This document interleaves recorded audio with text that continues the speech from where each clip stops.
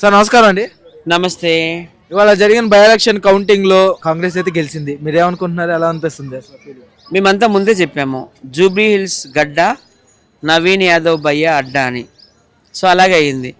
కాకపోతే ఇక్కడ 4,00,000 ఓటర్లు ఉన్నారు. అందరూ ఓట్లేయలేదు. కేవలం 2,00,000 ఓటర్లే ఓట్లేశారు. కనుక 25,000 మెజార్టీ వచ్చింది. అదే 4,00,000 ఓటర్లు పోలింగ్ కేంద్రాలకు వెళ్ళి ఓటేస్తే ఖచ్చితంగా 50,000 మెజార్టీ వచ్చేది. మొత్తం జూబ్లీ హిల్స్ అండర్లో 7 డివిజన్లు ఉన్నాయి, మీ అందరూ తెలుసు. యూసఫ్గూడ, రెహమత్ నగర్, వెంగళరావు నగర్, బోరబండ, ఎర్రగడ్డ, షేక్పేట, సోమాజిగూడ.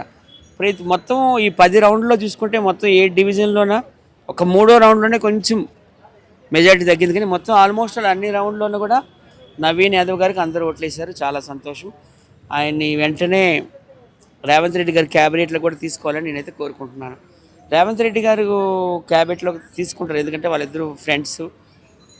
నవీన్ యాదవ్ గారి కోసం చెప్పాలంటే ఆయన విద్యావంతుడు, బుద్ధిమంతుడు, గుణవంతుడు, ధనవంతుడు, బలవంతుడు, దానకర్ణుడు.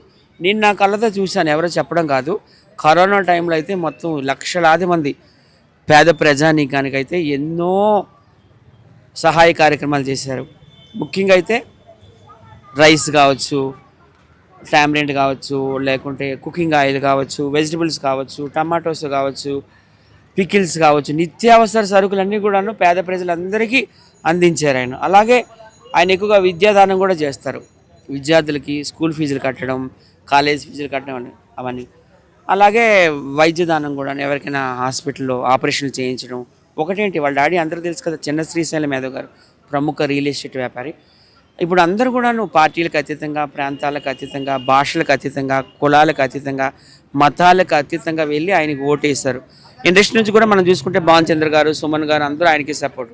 మా సోషల్ మీడియాలో చూసుకుంటే నేను కావచ్చు, ఉప్పలబాలు కావచ్చు, కుచితాత కావచ్చు, స్వాతినాడు కావచ్చు, మేమందరూ కూడా క్యాంపెయినింగ్ చేసాం, ఎలాగైనా గెలిపించుకున్నాం. సో కంగ్రాచులేషన్స్ నవీన్ యాదవ్ బాయ్, you definitely deserve for it.